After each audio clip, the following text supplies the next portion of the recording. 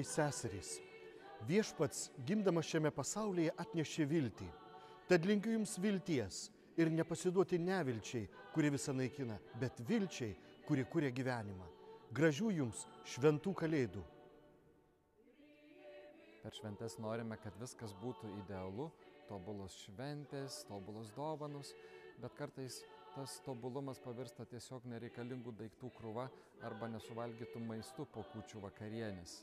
Mylėjai, džiaukimės tai žmonėmis, kurie yra šalia mūsų, draugai, su kuriais galime pasidalinti praėjusių metų istorijomis, siekiais, iššūkiais ir nepavykusiomis istorijomis.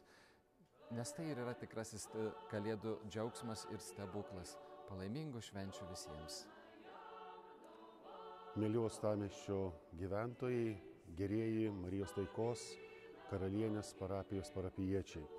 Sveikiname visus jūs sulaukus šventų kalėdų. Tegul užgimstantis kūdikėlis Jėzus į jūsų namus atneša taiką, meilę ir ramybę. Džiugių šventų kalėdų. Mėly parapijiečiai, aš čia neseniai jūsų parapijoje bandau daugiau įsiklausyti į jūs, ką jums reiškia gimstantis Jėzus. Ir pasidalinti to pačiu, ką man reiškia gimstantis Jėzus mano gyvenime. Visus su šventom kalėdom. Švento kūdikio Jėzaus gimimas turi pažadus.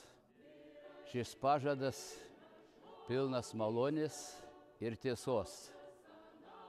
Tai mes kiekvienas iš to kalėdų džiaugsmo turime pasisimti savo stiprybės, kad šiuose šventėse ir mes galėtume bendrauti su Jėzumi, įsileisti į savo gyvenimą, į savo kasdienybę.